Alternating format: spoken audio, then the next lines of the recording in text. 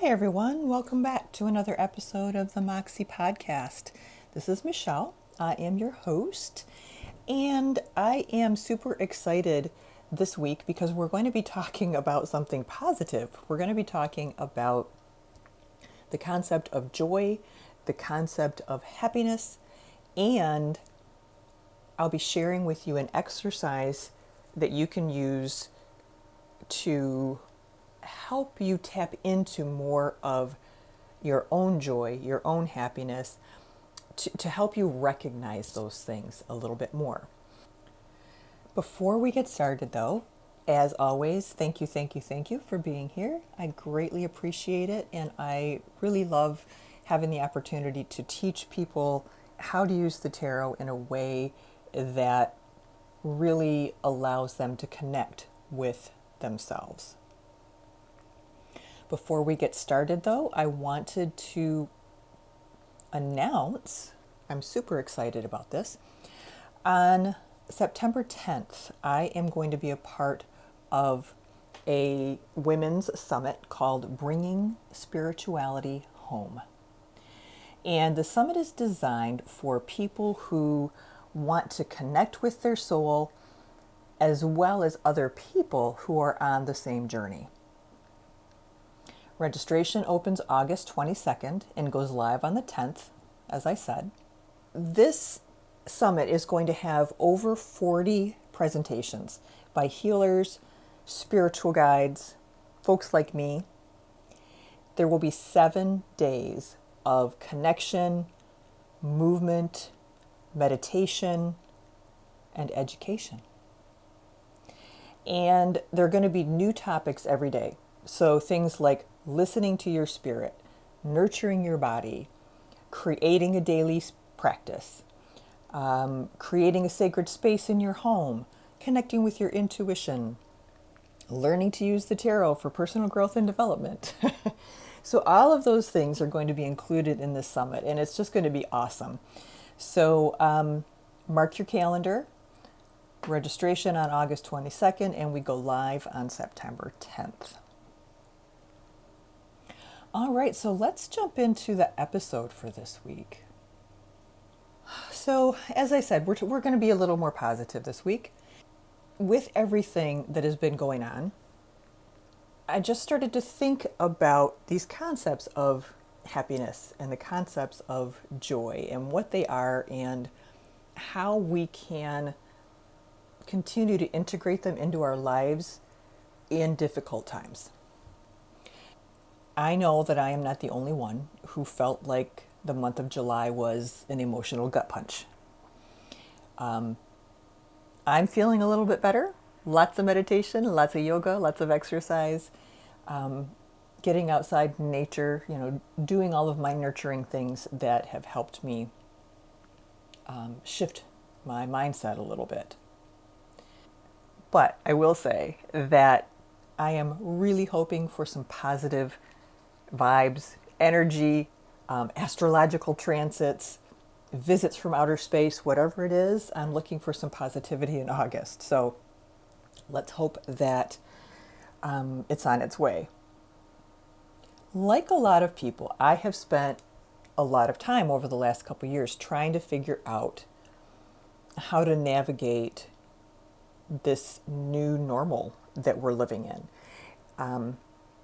How to navigate a new normal that is new every day. It seems like it changes every day. It seems like we're constantly having to dodge and shift and sort of punt to just keep things moving along.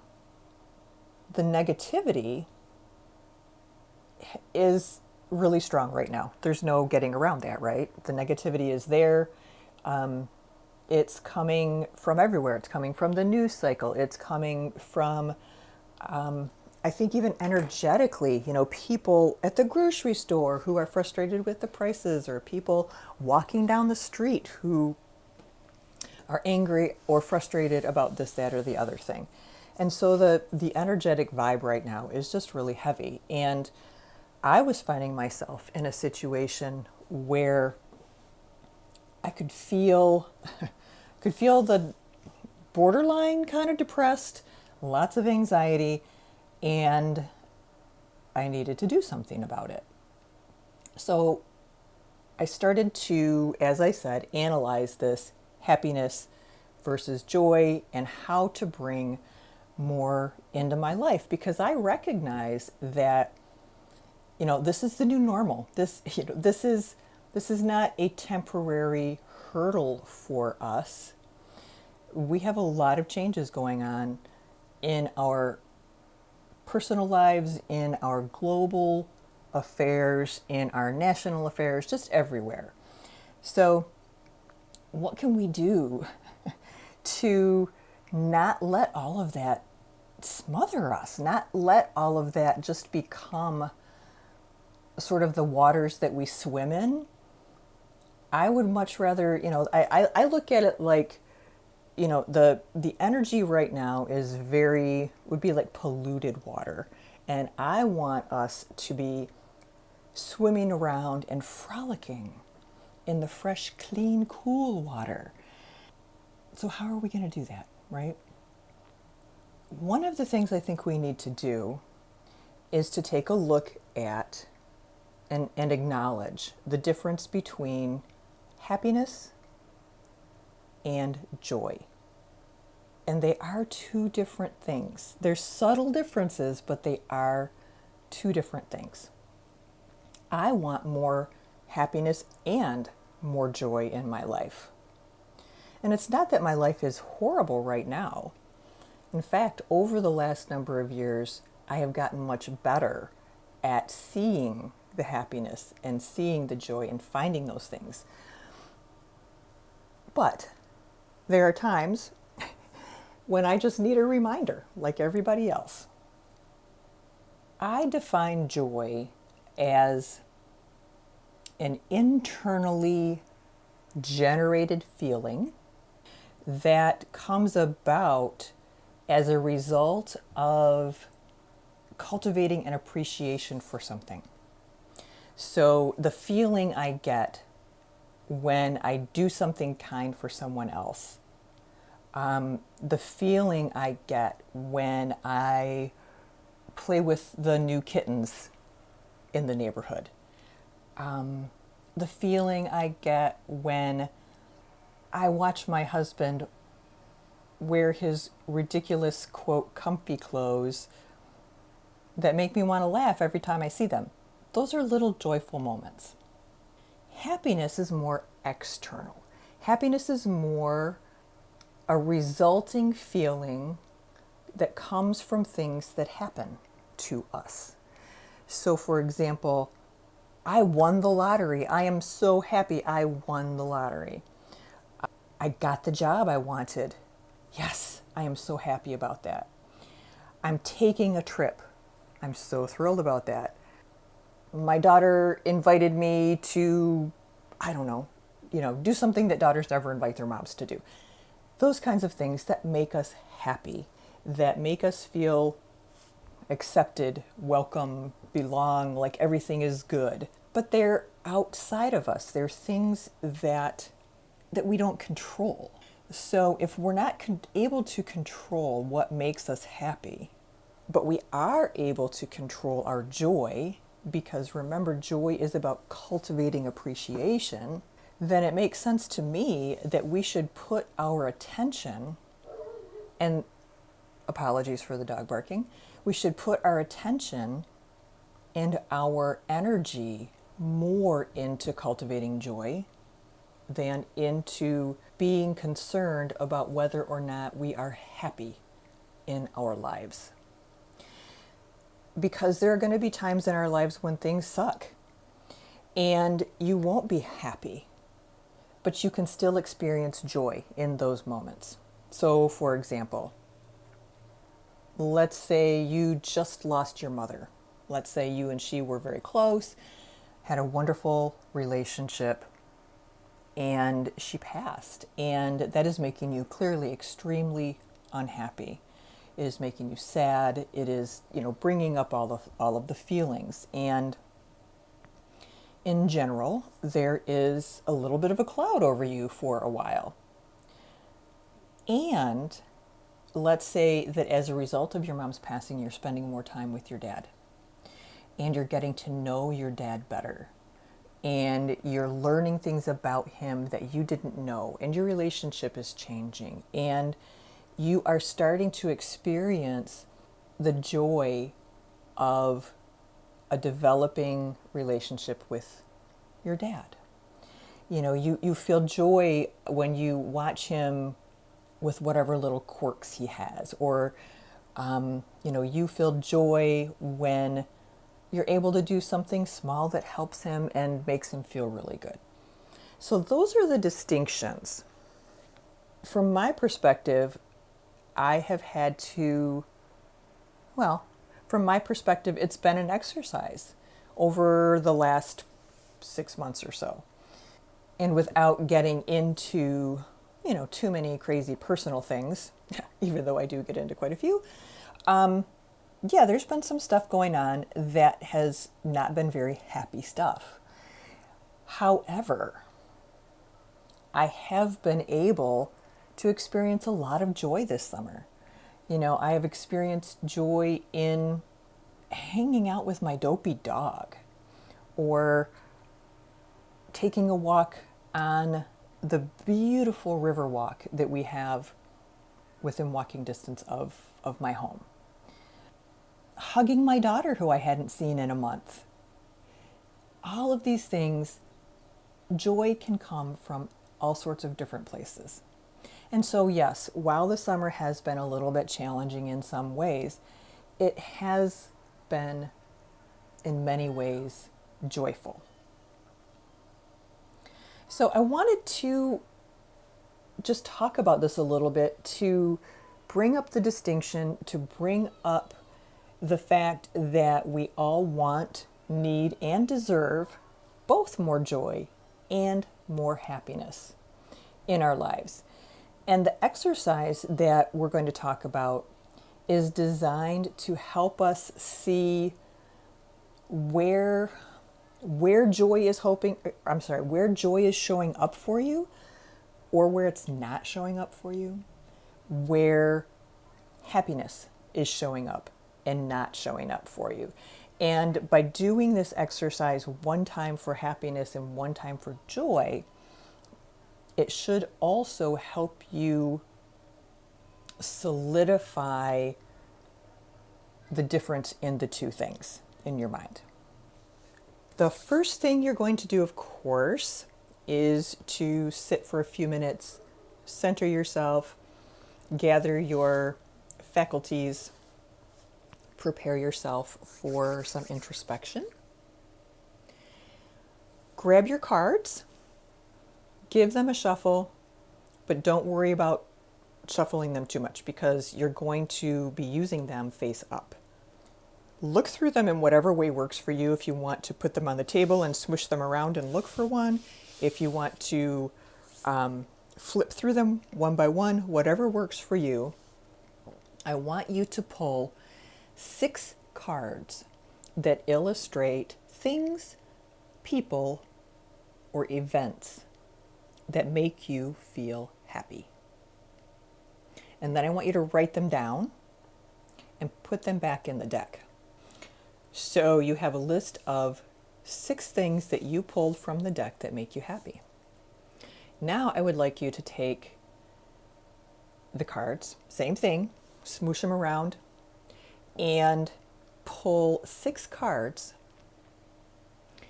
that illustrate joy in your life. Illustrate, for example, maybe you are someone who, maybe you're experiencing a lot of joy in your life these days from your family.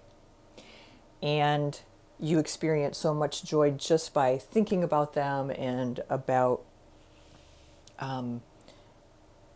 picturing your kids or whatever it is. So a perfect card for that expression of joy is the 10 of Cups, right? So I know that it's a little bit tricky to convert these cards into feelings sometimes, but take your time, spend a few minutes, and just pull cards that feel right to you. If you are finding that there are a lot more than 6 cards that illustrate your joy or that illustrate your happiness, feel free to go a couple rounds. So the first round, you pick every card in the deck that you think might make you feel happy. Then you could always go back and then narrow it down from there. So don't put a lot of pressure on yourself. Also, don't put too much thought into this. Try to react emotionally or instinctually to the cards when you choose them. Okay? So I don't want this to be a logical thing where, you look down and you say, okay, I want to feel more joy, so I know that I don't want the 5 of Pentacles. Yeah, I don't want that. I know that I don't, I don't want you doing that. I want it to be more open, free, intuitive, gut check kind of thing. If you need to, what you might consider doing is using one of your less familiar decks, or a brand new deck, one that doesn't automatically instantly bring to mind the writer image in your head, because that'll help you be a little bit more flexible in this exercise. So while it's wonderful if you do know the meanings of the cards, this is a time that we're just working with them as a tool, as a different type of tool.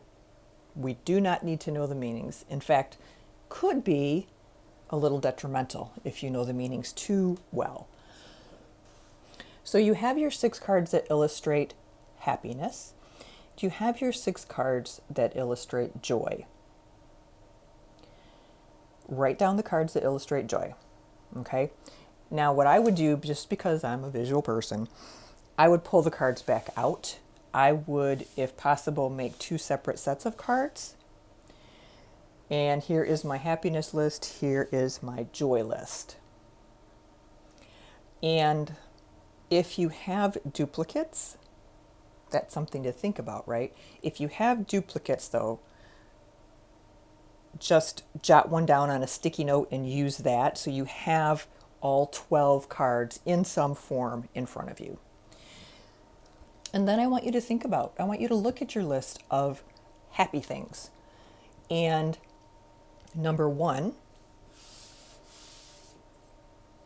clarify that they belong on your list, and clarify that they are happiness, not joy, okay? And do the same thing with your joy list. So you're going to want to go through both lists, and you're going to want to clarify and make sure, yes, these things make me happy, right? Make me happy. Things that are occurring. It's an action, right? It's an action verb. As opposed to joy, which bubbles up from inside. Make sure that you have your distinction there.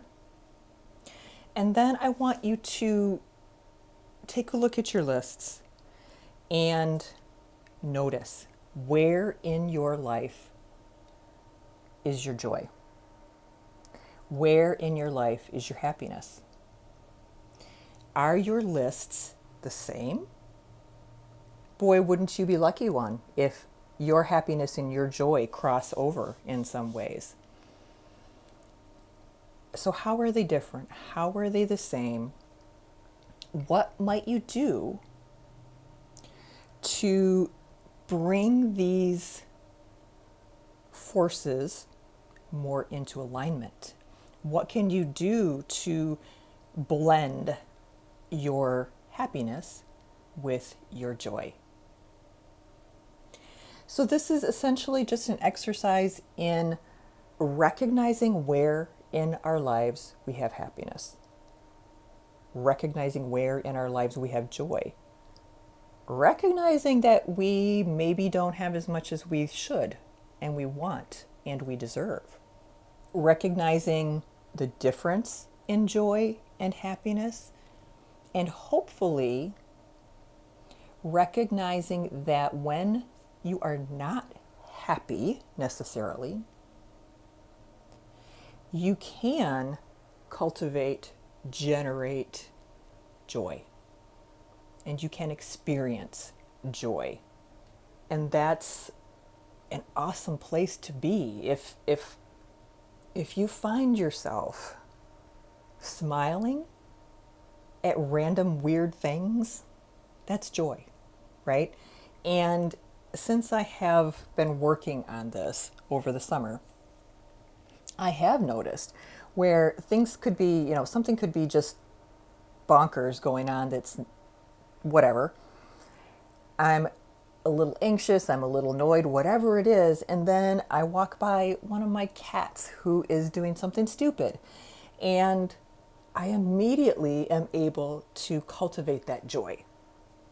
And when we can learn to cultivate joy in the midst of unhappiness, or when we can learn to figure out a way to blend what makes us happy and what makes us joyful, we are, I think, setting ourselves up for a much healthier, satisfying experience in this body that we have. And I'm all about that. I am all about the last 50 years of my life. That's bizarre to think, isn't it? That I could live to 107. But I'm bound and determined that the last 50 years of my life are going to be so much more joyful than my first. And certainly that is a result of being older, of not giving a shit the way I used to. But it's also a result of me consciously working at it. And I hope that this exercise simply brings the idea to light for you, that just sort of maybe turns on the light bulb and gets you thinking about, where is my joy? Where is my happiness? How can I grow both of them? And how can I share with others? All right, that is it for this week. I hope that this was a joyful and happy and informative episode. This is a hard thing to do. There's no getting around it. But it can be done. And I can just tell you from a personal perspective that it has shifted me. And this has taken years, so don't be too hard on yourself if you're not feeling joyful and happy next week. But I spent years being sort of bubbling under the surface, just like anger and anxiety and frustration and things that like I said, were just simmering and would pop up anytime something went slightly wrong. And that was a miserable way to be, and it was a miserable way to live. And it's taken me years of working on all of this stuff to shift and create a place for myself to live that does not feel that way, to create a place that feels joyful. So I hope that this is something that will point you in that direction as well. Even in the midst of all of the craziness, we can find joy. Be well, everyone. Have a great week. Stay out of trouble. Enjoy the sunshine. And I'll talk to you next week. Bye-bye.